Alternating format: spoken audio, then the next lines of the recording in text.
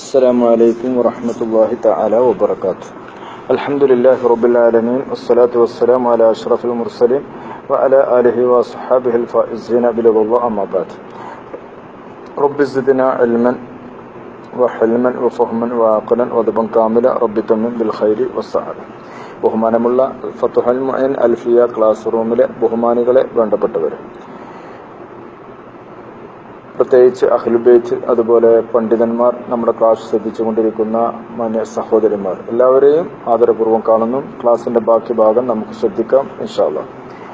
ഫത്ഹുൽ Moeen നമ്മൾ മനസ്സിലാക്കി വന്നത് ഇസ്തിൻജാഇനെ കുറിച്ചുള്ള അധ്യായത്തിലായിരുന്നു നമ്മൾ ഉണ്ടായത്.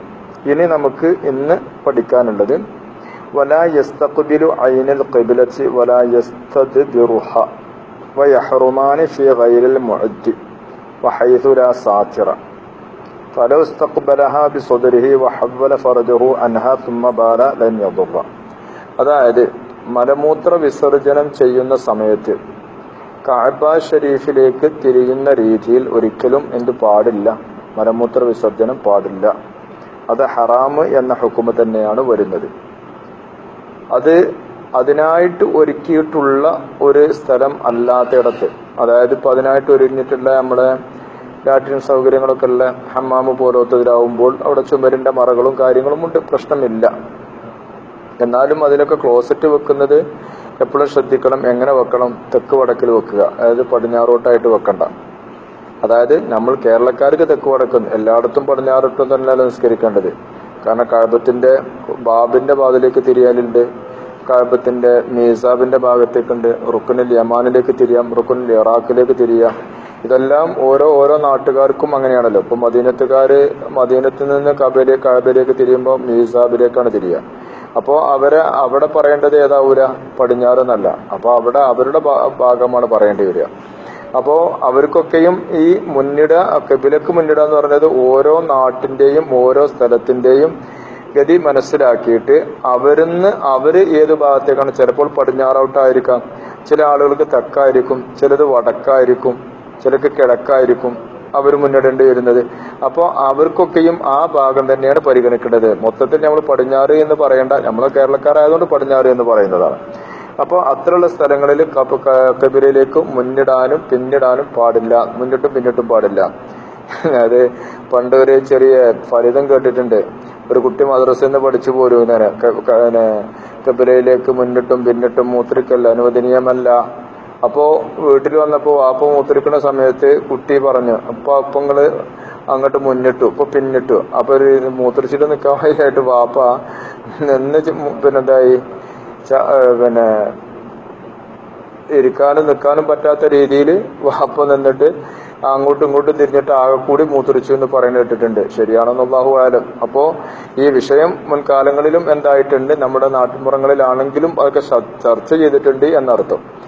അപ്പോ പറഞ്ഞു വരുന്നത് ഈ ഇസ്തിഖ്ബാർ എന്നുള്ളത് വളരെ ശ്രദ്ധിക്കേണ്ട ഒന്ന് തന്നെയാണ്. അപ്പൊ നമ്മുടെ വീട് എടുക്കുന്ന സമയങ്ങളിലും ഈ പറയുന്ന രീതിയിൽ അപ്പൊ അതിന് മുഴുതായിട്ടുള്ള ഹമ്മാമുകളൊക്കെ വീട്ടിലുണ്ടാവും. അപ്പൊ നമ്മൾ യഥാർത്ഥത്തിൽ ആ ഭാഗത്തിന് ഒരു പ്രത്യേകത ഉണ്ട് എന്ന് നമുക്കിതിന്ന് മനസ്സിലായി. അപ്പൊ അതുകൊണ്ട് തന്നെ നമ്മുടെ വീടിന്റെ ഫ്രണ്ട് ഭാഗത്ത്, അതായത് ഖിബ്ലയിലേക്ക് നമ്മൾ നിസ്കരിക്കാനുള്ള ഭാഗത്തേക്കൊക്കെ കൊണ്ടുവന്നിട്ട് അത് വെക്കൽ ഉചിതമായതല്ല എന്ന് നമുക്ക് ഇതിൽ നിന്നും വ്യക്തമാണ്, നമുക്ക് ഇതിൽ നിന്നും മനസ്സിലാക്കാൻ കഴിയും. അപ്പോ അതൊക്കെയും ഇതിന്റെ കൂടെ നമുക്ക് വിലയിരുത്തിയിട്ട് മനസ്സിലാക്കേണ്ടതാണ് എന്നുകൂടി ഇൻഷാ അല്ലാഹ് ഫിഖ്ഹിന്റെ ഭാഷയിൽ നമുക്ക് പാഠം കിട്ടുന്നുണ്ട്. അപ്പോ അതിനു വേണ്ടി ഒരുക്കി തയ്യാറാക്കിയിട്ടുള്ള ഹമ്മാമ് പോലുള്ള സ്ഥലങ്ങളിൽ കുഴപ്പമില്ല, കാരണം അവിടെ മറവുണ്ട്. ആ മറയില്ലാത്ത സ്ഥിതിയിൽ അതിനൊരിക്കൽ തയ്യാറാക്കിയ സ്ഥലം അല്ലാത്തത് പൊതുവായിട്ടുള്ള ഒരു സ്ഥലത്താണെങ്കിൽ മുന്നിട്ടോ പിന്നിട്ടോ പാടില്ല. അത് മുൻദ്വാരം കൊണ്ടും പാടില്ല, പിന്തുവാരം കൊണ്ടും പാടില്ല. അത് രണ്ടും അവിടെ മനസ്സിലാക്കാനുണ്ട്. അപ്പോ മുൻദ്വാരം കൊണ്ട് അങ്ങോട്ട് എടുക്കുമ്പോൾ പിന്തുവാരം ഇങ്ങോട്ടായിട്ട് വരും, അല്ലേ? അങ്ങനെ രണ്ട് നിലക്കാണെങ്കിലും അത് ശ്രദ്ധിക്കേണ്ടതാണ്. അത് ഹറാമിലേക്ക് എത്തുന്നതാണ് എന്നതാണ് ഇപ്പൊ നമുക്ക് പാഠം. വലാ യസ്തഖ്ബിലു ഐനൽ ഖിബ്ലത്തി, ഖിബ്ലന്റെ ഐനിലേക്ക് നേരെ മുസാമിത്ത് സൂത്രത്തിലേക്ക് പറ്റൂല. അപ്പൊ അങ്ങോട്ടും ഇങ്ങോട്ടും തെറ്റിയിട്ടാണെങ്കിൽ കുഴപ്പം ഇല്ല. വലാ യസ്തദ്ബിറുഹ, ആ ഖിബ്ലയിലേക്ക് പിന്നിട്ടുകൊണ്ടും പറ്റില്ല. വയഹ്റുമാനി, ഈ മുന്നിടലും പിന്നിടലും ഹറാമാണ്. എവിടെ? ഫി ഗൈരിൽ മുഅദ്ദി അതിനായിട്ട് ഒരുക്കി തയ്യാറാക്കി വെച്ച സ്ഥലത്ത് അല്ലാത്തയിടത്ത്. അപ്പൊ വിജനമായ സ്ഥലത്ത്, പൊതുസ്ഥലത്ത് എന്നർത്ഥം മനസ്സിലാക്കാം. വഹൈസുലാ സാത്തിറ മറയില്ലാത്ത സമയത്ത്. മറ ഉണ്ടെങ്കിലും കുഴപ്പമില്ല, അങ്ങനെയാണ്. ഇനി ഒരാള് ഫറസ്തഖ്ബലഹ ഖിബ്ലയിലേക്ക് മുന്നിട്ട മൂത്രിക്കണേ ബിസ്വദരിഹി അവന്റെ നെഞ്ച് ഖിബ്ലയിലേക്കാണ്. വഹവല ഫർജഹു അവന്റെ ഗുഹ്യഭാഗത്തെ അവൻ തെറ്റിച്ചു അൻഹ ഖിബ്ലയെ തൊട്ട്. തുമ്മ ബാല പിന്നെ അങ്ങ് മൂത്രിച്ചു. എന്നാലും യദുറ ബുദ്ധിമുട്ടില്ല, അതുകൊണ്ട് കുഴപ്പമൊന്നുമില്ല. ബിഖിലാഫി അക്സി ഈ പറഞ്ഞതിന് എതിര്, അതായത് നെഞ്ച് ഖിബ്ലയിൽ നിന്ന് തെറ്റിച്ചു, പക്ഷെ ഫർജ് ഖിബ്ലയിലേക്ക് ആവുകയും ചെയ്തു, അത് തെറ്റാണ്, അത് ഹറാമാണ്. ഇനി ശ്രദ്ധിക്കണം, ചിലര് ഈ മൂത്രിക്കാനൊക്കെ ഇരുന്നാൽ അപ്പോൾ ഒരു ട്രെൻഡാ ഏത് ഇങ്ങനെ വിസ്വാക്ക് ഇങ്ങനെ ചെയ്തുകൊണ്ടിരിക്കുക, പല്ലിൽ ഇങ്ങനെ വെച്ചിട്ട്, എന്നിട്ട് തുപ്പല് വരും, ആ തുപ്പല് എന്താക്കും ആ മൂത്രത്തിലേക്ക് തുപ്പും. അങ്ങനെ വരുന്നാൽ ഹെഫുദൊക്കെ പോകുന്നതാണ് കിതാബിൽ കാണുന്നത്. മനപ്പാടം എന്തെങ്കിലും ഉണ്ടെങ്കിൽ അതൊക്കെ മറക്കും. മാത്രമല്ല സ്വഭാവ ദൂഷ്യം വരും. അതുപോലെ ദാരിദ്ര്യം വരാന്ന് പറഞ്ഞാൽ അത് തന്നെ ഒരു മുഷിപ്പുണ്ടാക്കുന്നതാണ്, നമ്മുടെ ഉന്മേഷത്തെ ഇല്ലാതെയാക്കും. അങ്ങനെയുള്ള പ്രശ്നങ്ങളൊക്കെ അതുകൊണ്ട് വരുന്നു. അപ്പൊ അത് ചെയ്യരുത് എന്നുള്ളതും നമുക്ക് പാഠം നൽകുകയാണ്. വലായസ്താക്ക എന്ത് ചെയ്യരുത്, മിസ്വാക്ക് ചെയ്യരുത്. വലായബ്സുക്ക അവന് തുപ്പരുത്. ഫി ബൗലിഹി മൂത്രത്തിൽ എന്താവരുത്, തുപ്പുകയും ചെയ്യരുത്. ഇനി ഈ ഹമ്മാമിലേക്കും ഇത് പിന്നെ മൂത്രിക്കാനോ കാഷ്ടിക്കാനോ പ്രവേശിക്കുന്ന സമയത്ത് നമുക്ക് ചെല്ലാനുള്ള ദിക്റുണ്ട്. ഇത് ചെറുപ്പത്തിലേ ശീലിപ്പിച്ച് കുട്ടികൾക്ക് പഠിപ്പിക്കണം.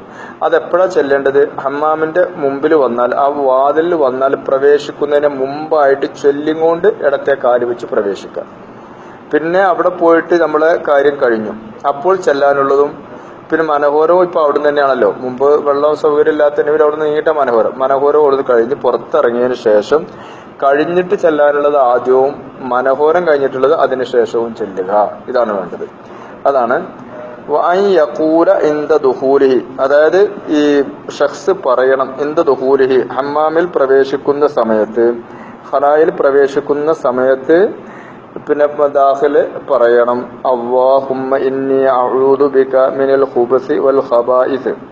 എന്താണ് പറയേണ്ടത്? അല്ലാഹുമ്മ അല്ലാഹുവേ, ഇന്നി തീർച്ചയായിട്ടും ഞാൻ അഊദു ബിക അല്ലാഹുവേ നിന്നോട് കാവലിനെ തേടുന്നു. അഅ്തസിമു ഞാൻ കാവല് തേടുന്നു. മിനൽ ഖുബസി വൽ ഖബായിസ്, മിനൽ ഖുബസി ആൺ പിശാച്ചിന്റെ ശരീരത്തെ തൊട്ടും വൽ ഖബായിസ് പെൺ പിശാച്ചിന്റെ ശരീരത്തെ തൊട്ടും. അപ്പൊ പൈശാചികമായ എന്തൊക്കെ ശല്യങ്ങളും ഷറുകളും ഉണ്ടോ അതിനെ തൊട്ടൊക്കെ അള്ളാഹുവെ നിന്നോട് ഞാൻ കാവല് തേടുന്നു എന്ന് ദുആ ചെയ്യണം. കാരണം അവിടെ ആ മണം ശ്വസിക്കാനും അവിടെ ചുറ്റിപ്പറ്റി ഉണ്ടാകുന്നത് ആരാ? പിശാച് തന്നെയാണ്. അതുകൊണ്ടാണ് അവിടെ പോയിട്ട് കൂടുതൽ ഇരിക്കാൻ പാടില്ല എന്ന് പറയുന്നത്. അതുകൊണ്ടാണ് അവിടെ ഇത് നടക്കുന്ന സമയത്ത് സംസാരിക്കാൻ പാടില്ല എന്ന് പറയുന്നത്. അപ്പൊ പിന്നെ സംസാരവും പാടില്ല, അവിടെ ഇരിക്കാനും പാടില്ല എന്ന് പറയുമ്പോൾ പിന്നെ മൊബൈലൊക്കെ പോയിട്ട് കളിക്കാൻ നിന്നാലോ പറയാനുമില്ല. ഇന്നിപ്പോ എന്തിനും പറ്റുന്നൊരു സ്ഥലമാണല്ലോ അവിടെ, ആരും കാണൂല, ഒന്നുമില്ല. അപ്പൊ അത് കൂടുതൽ എന്താവും, ബുദ്ധിമുട്ടുണ്ടാക്കും. അതുപോലെ തന്നെ അവിടങ്ങളില് പിന്നെ കണ്ണാടിയോ മറ്റോ എന്തെങ്കിലും വെച്ചാല് അതിൽ നോക്കിയിട്ട് കൂടുതൽ ഇങ്ങനെ ഇരുന്ന് കഴിഞ്ഞാൽ അതുകൊണ്ട് വേറെ ദൂഷ്യഫലങ്ങൾ ഉണ്ടാവും. കാരണം നമ്മുടെ കിതാബിലൊക്കെ ചില ഷറഹിലൊക്കെ വിശദീകരിക്കുന്നുണ്ട്, അങ്ങനെ അതിൻ്റെ ഉള്ളിൽ പോയാൽ അത് ചിലപ്പോൾ മാനസികത്തെ തന്നെ ഉണ്ടാക്കി തീർക്കാനും വഴിയാണ് എന്ന് കാണുന്നുണ്ട്. അപ്പോൾ അങ്ങനെയുള്ള പ്രശ്നങ്ങളൊക്കെ അവിടെ വരും. അതുകൊണ്ട് അതൊക്കെ ശ്രദ്ധിക്കാനും അതിൽ നിന്ന് ഒഴിവാകാനും വേണ്ടിയാണ് പ്രാർത്ഥന. ഏത് പ്രാർത്ഥന? അവിടെയും പ്രാർത്ഥനയാണ്, അവിടെയും പ്രാർത്ഥന. അല്ലാഹുമ്മ ഇന്നി അഊദു ബിക മിനൽ ഖുബസി വൽ ഖബായിസ് വൽ ഖുറൂജി, പുറപ്പെടുന്ന സമയം, പുറപ്പെടുന്ന സമയത്ത് എന്ത് പറയണം? ഗുഫ്റാനക അല്ലാഹു നിന്നോട് ഞാൻ പൊറുക്കനെ തരുന്നു. അപ്പോ ആരോ പറഞ്ഞ മാതിരി വലിയൊരു അപരാധം ചെയ്തിക്കാണ് എന്നുള്ള നിലക്കല്ല ഗുഫ്റാനക എന്ന് പറയേണ്ടത്. കാരണം അതിന്റെ അകത്ത് പോയാൽ മാനസികമായിട്ട് ചിന്തകളെ മാറ്റുന്ന പൈശാചികത വരുമ്പോൾ ചില തെറ്റുകളൊക്കെ വരാലോ. അപ്പോൾ അതിന് നമ്മൾ മുക്തമായി എന്നത്. അതല്ല ശരീരം എപ്പോഴും ഇതുമായിട്ട് കെട്ടിപ്പണഞ്ഞ് നിൽക്കുമ്പോൾ നമ്മൾ ഗുഹ്യഭാവവുമായിട്ടുള്ള പല കാര്യങ്ങൾക്കും ബന്ധപ്പെടുന്ന ആളുകളായതുകൊണ്ടും അതുകൊണ്ട് ഉള്ള എന്തെങ്കിലും തോന്നലുകളോ മറ്റോ ഉണ്ടെങ്കിൽ അത്തരം തെറ്റുകളിൽ നിന്ന് അള്ളാഹുവെ ഞാൻ പൊറുക്കൽ തേടുന്നു എന്നും അർത്ഥം വെക്കാം. അതൊന്നും അല്ലെങ്കിൽ ആമായിട്ട് എപ്പോഴും അള്ളാഹിനോട് ചോദിക്കേണ്ടതിന് എന്താണ്? പൊറുക്കലിനെ തേടാനാണ്, അള്ളാഹുവെ ദോഷം പൊറുത്തരാനാണ്. അതാണ് ഗുഫ്റാനക റബ്ബേ നിന്നോട് പൊറുക്കലിനെ തേടുന്നു. അൽഹംദുലില്ലാ, ഏറ്റവും സുഖമുള്ള ഏറ്റവും ജീവിതത്തിൽ നമുക്ക് റാഹത്ത് കിട്ടുന്ന ഒരു സമയം എപ്പോഴാണ്? നമുക്ക് വിസ കിട്ടുമ്പോഴല്ല, അല്ലെ നമ്മളെ കുട്ടികൾ ജയിച്ചെന്നല്ല, അല്ലെ കല്യാണം കഴിഞ്ഞപ്പോഴല്ല. ഈ സാധനം വയറ്റിൽ അങ്ങനെ കെട്ടിക്കടന്നിട്ട് പോവാതെ നിന്നാല് അതിന്റെ ബുദ്ധിമുട്ട് എത്രയാണ്? എത്ര ആളുകളാണ് വയറ്റിൽ നോക്കാതെ ഇറങ്ങാറായിരിക്കുന്നത്. അപ്പൊ റബ്ബേ അതങ്ങോട്ട് പോയി. അൽഹംദുലില്ലാ. അലി റളിയല്ലാഹു തആല അൻഹുവോട് ചോദിച്ചു പോലെ നിങ്ങൾക്ക് ഏറ്റവും സന്തോഷമുള്ള സമയം എപ്പോഴാണ്? അപ്പൊ പറഞ്ഞോരോ ഈ സമയമാണ്. കാരണം അതുകൊണ്ട് ആ മുട്ട് വെട്ട് തടുത്താലും മുട്ട് തടുക്കില്ല എന്ന് നമ്മുടെ നാട്ടുപുറങ്ങളിലൊക്കെ പറയലില്ലേ? എന്നതുപോലെ ആ കാര്യം കഴിഞ്ഞാൽ അൽഹംദുലില്ലാ റാഹത്ത് തന്നെ അല്ലെ, ശരീരത്തിന് ഒരു സുഖം കിട്ടി. അതുകൊണ്ടാണല്ലോ നിസ്കാരത്തിലേക്ക് നിൽക്കുന്ന സമയത്ത് ഇങ്ങനെ ഒരു ആവശ്യം ഉണ്ടെങ്കിൽ അത് കഴിഞ്ഞിട്ട് നിന്നാൽ മതി. കാരണം അല്ലെങ്കിൽ ചിന്ത മുഴുവനും അതിൻ്റെ ഉള്ളിൽ കൂടി പോകും. അതേപോലെ തന്നെ നിസ്കാരത്തിന് നിൽക്കുമ്പോഴാണ് ഭക്ഷണം കൊടുന്ന് വെച്ചെങ്കിൽ അത് കഴിച്ചിട്ട് ഭക്ഷണം കഴിച്ചാൽ മതി, അല്ലെങ്കിൽ ശ്രദ്ധ മുഴുവനും അങ്ങോട്ട് പോകും. അപ്പൊ ഇത് രണ്ടും എടുത്തു പറഞ്ഞതും ഇതിന്റെ പ്രത്യേകത മനസ്സിലാക്കാൻ തന്നെയാണ്. അപ്പൊ ഗുഫ്രാനക റബ്ബേ നിന്നോട് പൊറുക്കലിനെ തോടുന്നു. അൽഹംദുലില്ലാ സർവമാന സ്തുതികളും അല്ലാഹുവാണ്. അല്ലതി എങ്ങനത്തെ അല്ലാഹുവാണ്. അത് ഹബ അവൻ പൊക്കിക്കളഞ്ഞു അന്നി എന്നെ തൊട്ട് അൽ അദാ ബുദ്ധിമുട്ടിനെ. ഇതങ്ങാനും അവിടെ കെട്ടിക്കടന്നാൽ എത്രയോ ആളുകൾ ഹോസ്പിറ്റലിൽ വയറ്റിന്ന് പോവായിട്ട് ട്യൂബ് ഇട്ടിട്ടും മറ്റുമായിട്ട് കഷ്ടപ്പെട്ട് കിടക്കുന്നവരുണ്ട്. നമുക്കൊരു പ്രശ്നമല്ല, നമുക്കവിടെ പോയിരുന്നു. വെള്ള സൗകര്യം, പൈപ്പ്, ടാപ്പ് ഒക്കെ, അത് യൂറോപ്യൻ ക്ലോസറ്റ് ആണെങ്കിൽ അങ്ങനെ, മറ്റേതാണെങ്കിൽ അങ്ങനെ അല്ലേ.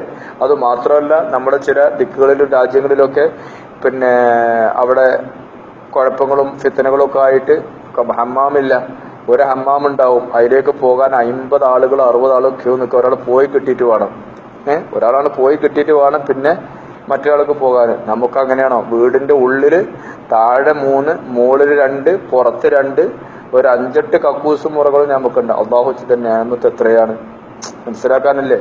അപ്പൊ ഇപ്പോഴാണ് ഇതൊക്കെ ചിന്തിക്കേണ്ടത്. അതായത് ഒരു പ്രശ്നമോ ബുദ്ധിമുട്ടോ വരുമ്പോൾ യാത്രാമധ്യൊക്കെ ആവുമ്പോൾ കുറെ മനസ്സിലാവും. അല്ലാത്തപ്പോൾ ഇങ്ങനെയുള്ള ദൂരദിക്കുകളൊക്കെ പോകുമ്പോൾ സീറൂഫില്ലാതെ ഭൂമിയിൽ കൂടി പലയിടത്തും പോയാൽ ഈ വസ്തുത മനസ്സിലായി. ഇതൊന്നുമില്ലെങ്കിൽ ഇപ്പോഴത്തെ ന്യൂസുകളും വാർത്തകളും കേട്ടാണ് നമുക്കറിയാം ഈ ഒരു സൗകര്യവും സുഖവും അള്ളാഹു തന്നത്. അള്ളാഹുവിന് സ്തുതി, അൽഹംദുലില്ലാ. മനസ്സിലായില്ലേ? ഞാൻ കുറച്ച് മുമ്പ് കേട്ടിട്ടുണ്ടായിരുന്നു, ഒരാള് ഹജ്ജിന് ഉംറക്കും പോപ്പുണ്ട് തരം അമീർ ഈ ഹമ്മാമിന്റെ മുമ്പിൽ കൈ ഇങ്ങനെ ഉയർത്തി മുകളിലോട്ട് ഇങ്ങനെ കൈ ഉയർത്തിക്കണം. അപ്പൊ ഒപ്പം പോയവരും അങ്ങനെ ഉയർത്തി. അപ്പൊ എല്ലാവരും കേട്ടത് ഇവിടെ എന്തൊരു പ്രത്യേക ദുആ ഉണ്ടെന്നാണ്. പക്ഷെ അയാൾ ദുആ ചെയ്തത് എന്തിനു വേണ്ടിയിട്ടാണ്? കാരണം ആളുകൾ ഇങ്ങോട്ട് തിരക്കൊഴിഞ്ഞ് വരാത്തത് കൊണ്ട് ഉള്ളിലേക്ക് കടന്നാലേ ഇത് ചെയ്യാൻ പറ്റുള്ളൂ. അപ്പോ പിന്നെ പേടി വന്നു, പടച്ചോനെ ഈ പുണ്യമാക്കപ്പെട്ട സ്ഥലത്ത് വന്നിട്ട് എന്നെ വഷളാക്കരുത്. കാരണം അത് പുറത്തേക്ക് പോയാല് പിന്നെ അതിന്റെ അപകടം പറയലല്ലോ, മറ്റുള്ളവർ കാണും ഒക്കെ ചെയ്യുമല്ലോ. അപ്പൊ അതിനെ പറ്റി ഞാൻ ദുആ ചെയ്താണ്, റബ്ബേ ഇവിടെ എന്നെ വഷളാക്കരുത് എന്ന് ഒപ്പല്ല ആൾക്കാർ ചോദിച്ചപ്പോ പറഞ്ഞു. അപ്പൊ എന്തായി പറഞ്ഞു വന്നൊക്കെ ആ ബുദ്ധിമുട്ട് തന്നെയാണ്. അതാണ് അൽ അതാ, ബുദ്ധിമുട്ടിനെ തൊട്ട് എന്നെ പൊക്കിക്കളഞ്ഞിട്ട് റബ്ബേ അല്ലാഹു എന്ന് എനിക്ക് സ്തുതി എന്ന് പറഞ്ഞു. അപ്പൊ ആഫാനി എനിക്ക് സുഖവും കിട്ടി. അതെങ്ങാനും കെട്ടിക്കിടന്നാൽ പിന്നെ സോക്കട് പറയണ്ടോ? അതവിടെ നിന്നു. ശോധന ശരിക്കുണ്ടെങ്കിൽ എല്ലാ സോക്കടും മാറി. അപ്പൊ അതിനാണ് ഇപ്പൊ നോമ്പ് വരികയാണ്. ഈ നോമ്പിന് കിട്ടുന്നത് മുഴുവനും ബിരിയാണിയാണ് ഇപ്പൊ നോമ്പ് ഇറക്കാനുള്ളത്. ബിരിയാണിയും അതിന്റെ മുകളിലൊരു ജ്യൂസും അതിന്റെ മുകളിൽ വേറൊന്നും, അതിന്റെ മുകളിൽ തരികാച്ചിയിലും അതിന്റെ മുകളിൽ പിന്നെ വേറെ വല്ല പായസം ഉണ്ടെങ്കിൽ അത്, അതിന്റെ മുകളിൽ സേമിയോ ഒക്കെ കൂടി ചെന്നിട്ട് ആകെ കസറ ഉയരായിട്ട് കിടക്കണം. ഇങ്ങനെ ആയാൽ പിന്നെ നേരെ ചൊവ്വ ഇതുണ്ടാവൂല, ഈ ദഹനം കിട്ടൂല. അപ്പൊ പിന്നെ ബുദ്ധിമുട്ട് തന്നെ ഉണ്ടാകുക. അപ്പൊ ഏമ്പൊക്കെ അത് വരും, തറാവി നിസ്കരിക്കാൻ ബുദ്ധിമുട്ട് വരും. അതൊക്കെ ശ്രദ്ധിക്കണം നമ്മള്. അതുപോലെ തന്നെ ഫ്രൂട്ട്സ് ആണെന്നും പറഞ്ഞിട്ട് ചീവര കഴിക്കൊന്നും വേണ്ട, ആവശ്യത്തിന് മാത്രമേ നമുക്ക് കഴിക്കാൻ പറ്റുള്ളൂ. അപ്പോ അതിന്റെ ഗുണം നമുക്കുണ്ടാവും. ഇതൊക്കെയാണ് മനസ്സിലാക്കാനുള്ളത് ഇൻഷാ അല്ലാഹ്. അപ്പോ ആഫാനി എനിക്ക് സുഖം കിട്ടി. അപ്പൊ ഇങ്ങനെയുള്ള ഭക്ഷണത്തിന്റെ കാര്യത്തിലുള്ള അനിയന്ത്രിതവും ഏത് വരും നമുക്ക് ബുദ്ധിമുട്ടുണ്ടാക്കും. എന്നാൽ പിന്നെ ഇന്ന ഭക്ഷണം കഴിക്കണം, ഇന്നത് കഴിക്കാൻ പാടില്ല, ഇന്നതേ തിന്നാൻ പറ്റുള്ളൂ, ലൈമാണ്, അങ്ങനെയൊന്നുമില്ല. നമ്മുടെ ശരീരത്തിന് പറ്റാത്തത് എന്നൊന്നുമില്ല. അത് നല്ല ഭക്ഷണങ്ങൾ കഴിക്കുക, ഹലാലായിരിക്കുക, അതുകൊണ്ട് കേടില്ലാത്തതായിരിക്കുക, ഇത്രയേ ഉള്ളൂ. അത് ആവശ്യത്തിനനുസരിച്ച് മാത്രം കഴിക്കാന്നുള്ളൂ. ഇല്ല ഇന്നപ്പോൾ എന്നുള്ള അതല്ല. ചില ശരീരങ്ങൾക്ക് ചിലപ്പോൾ എന്താവും അത് ദഹിപ്പിക്കാൻ കഴിയാത്തുണ്ടാകുമെങ്കിൽ അതങ്ങ് ഒഴിവാക്കാം. ചിലർക്ക് ഓറഞ്ച് തൊടാൻ പറ്റൂല, അലർജി ഉണ്ടാവും. ചിലർക്ക് വത്തക്ക പറ്റൂല, അത് ഒഴിവാക്കേണ്ടി വരും. ഇങ്ങനെ അത് വ്യക്തികൾക്ക് ഉണ്ടാകുന്നതാണ്. പൊതുവിൽ പറഞ്ഞാൽ ഇതൊക്കെ ഏതാണ് കഴിക്കാൻ പറ്റുന്നത് തന്നെയാണ്. പക്ഷെ അതിന് നിയന്ത്രണം വരുത്തണം. അതല്ലെങ്കിൽ വയറിന് ശോധന കിട്ടൂല, കെട്ടിക്കിടക്കും, നോമ്പാണ്. മാത്രമല്ല ഹജ്ജിനും ഉംറയ്ക്കൊക്കെ മുമ്പ് പ്രത്യേകം ശ്രദ്ധിക്കണം. കാരണം ഏതെങ്കിലുമൊക്കെ കയറ്റിച്ച് പോയിട്ടുണ്ടെങ്കിൽ അവിടെ മത്താഫിലേക്ക് ഇറങ്ങുമ്പോഴത്തേനും ഉളൂഹ് എങ്ങോട്ടോ യാത്ര പറയും, പിന്നെ അവിടെ തിരിച്ചൊന്നും ഉണ്ടാക്കേണ്ടി വരില്ലേ. അപ്പോ ഒക്കെ ഭക്ഷണത്തിൽ വരുന്നതാണ് എന്നുകൂടി നമുക്ക് ഇതിന്ന് മനസ്സിലാക്കാം. അപ്പൊ ആഫാനി ഇനി ഇസ്തിൻജായി മനഹോരം ചെയ്തതിന് ശേഷമുള്ള ദുആ. ഇതിപ്പോ മനഹോരം ചെയ്തതിന് മുമ്പ് പറഞ്ഞു, പക്ഷെ ഇപ്പൊ അങ്ങനെയല്ല. ഇപ്പൊ രണ്ടും ഒരേ സ്ഥലത്താണ്. ഇപ്പൊ രണ്ടും ഒരേ സ്ഥലത്താണ്. എല്ലാം മാറിയല്ലോ, എല്ലാം മാറിപ്പോയി ഇൻഷാ അല്ലാഹ്. അപ്പൊ ഇതൊക്കെ ഇതിലാണ് ഏത് അതിന് ശേഷമാണ്. ഓതിപ്പടിക്കുന്ന കാലത്ത് അവിടെ ഉണ്ടായിരുന്ന ഒരു മുക്രിക്കുണ്ടായിരുന്നു. അയാൾ പറയുന്ന കേട്ടായിട്ട് എന്റെ ഓർമ്മയിലുണ്ട്. അതായത് ഈ ക്ലോസറ്റ് വന്ന കാലത്ത് ഒരാൾക്ക് ഇത് അറിയില്ല പോലും. ഇതിന്റെ ഉള്ളിൽ നിന്നാണ് സംഭവം നടത്തുന്നത്. കാരണം പുറത്ത് തൊടൂരൊക്കെ പോയിരുന്നല്ല. അപ്പൊ അദ്ദേഹം ഇതിന്റെ അകത്ത് കയറി നോക്കുമ്പോൾ നല്ല വൃത്തിയുള്ളൊരു പാത്രമാണ് കണ്ടത്. അപ്പൊ ഇങ്ങനെ ആലോചിച്ചത്, ഈ പാത്രത്തിൽ ഇപ്പൊ ഇത് ഒഴിക്കാൻ പറ്റില്ല, ഇത് മോശമുള്ള സാധനല്ലേ. അപ്പൊ ഇങ്ങനെ നോക്കുമ്പോൾ മുകളിൽ ഫാന് കണ്ടു എന്ന് പറഞ്ഞു. ഫാനിന്റെ മുകളിൽ കയറിയപ്പോ ഇതൊരു സ്വിച്ചുമ്മ തട്ടി. അപ്പൊ പിന്നെന്തായി പറയാനില്ലല്ലോ. അപ്പൊ ഇങ്ങനെ ക്ലോസറ്റിന്റെ ആ ശുദ്ധിയും വൃത്തിയും മനസ്സിലാവുണ്ടല്ലോ. അപ്പൊ പറഞ്ഞു വന്നത് എന്താ, നമ്മൾ ഇത് ഒഴിച്ചിട്ടാൽ അവിടെ തന്നെ മനോഹരം ചെയ്യാനുള്ള സംവിധാനം ഇപ്പോൾ ഉണ്ടാവുന്നത് കൊണ്ട് പുറത്തിറങ്ങിയതിന് ശേഷം ആദ്യം കഴിഞ്ഞതിന് ശേഷമുള്ളതും പിന്നെ മനോഹരം കഴിഞ്ഞതിന് ശേഷമുള്ളതും ചെല്ലണം. എന്താണ് ചെല്ലാനുള്ളത്? അല്ലാഹുമ്മ തുഹ്ഹിർ ഖൽബി, പടച്ചവനെ എന്റെ ഹൃദയത്തെ നീ ശുദ്ധിയാക്കണേ. മിനൻ നിഫാഖി, കാപ്പറ്റത്തെ തൊട്ട് നിഫാഖ് വരുന്ന കാര്യങ്ങൾ എന്റെ വിശ്വാസത്തിലോ മറ്റോ ആയിട്ടൊക്കെ എന്തെങ്കിലും വരുന്നുണ്ടെങ്കിൽ അത് കാക്കണേ. വഹസ്സിൻ ഫർജി, എന്റെ ഗുഹ്യസ്ഥാനത്ത് അല്ലാഹു നീ കാക്കണേ. മിനൽ ഫവാഹിഷ്, മോശം കഷ്ടത്തരമായ വിഷയങ്ങൾ പ്രവർത്തനങ്ങൾ ചെയ്യുന്നതിനെ തൊട്ട്. ഖാലൽ ബഹുവിയു, ഇമാം ബഹുവി തങ്ങളുടെ ഒരു അഭിപ്രായം ശ്വാസമുട്ട് വായിച്ച പറയുന്നു, ലൗ ശക്ക, ഒരാൾക്ക് ശക്ക് വന്നു. ലൗ ശക്ക, ഒരാൾക്ക് ശക്ക് വന്നു, സംശയം വന്നു. ബഅദൽ ഇസ്തിൻജായി, മനഹോരം ചെയ്തതിനു ശേഷം, ഹൽ ഗസല ദക്കറുഹു, അവന്റെ ദക്കറിനെ അതായത് ലിംഗത്തെ കഴുകിയോ എന്നൊരു സംശയം വന്നു. ലം തൽസമു യാദിത്വം, അടക്കേണ്ടതില്ല. ആ കഴുകലാണ് സ്വാഭാവികമായിട്ട് ഇപ്പോൾ ഉണ്ടാവുക. അതുകൊണ്ട് ആ സംശയത്തിന് സ്ഥാനമില്ല, എന്താണ് മടക്കേണ്ടതില്ല എന്നാണ്. അപ്പൊ സാലിച്ചുക. ഇനി അതിന് മൂന്നാമത്തെ വിഷയമാണ് പഠിക്കാനുള്ളത്. ഇൻഷാ അല്ലാഹ് അടുത്ത ദിവസം നമുക്ക് പഠിക്കാം. അല്ലാഹു തൗഫീഖ് ചെയ്യട്ടെ. എല്ലാവരും ദുആ ചെയ്യണമെന്ന് വസിയത്ത് ചെയ്തുകൊണ്ട് അസ്സലാമു അലൈക്കും വറഹ്മത്തുള്ളാഹി വബറകാതുഹു.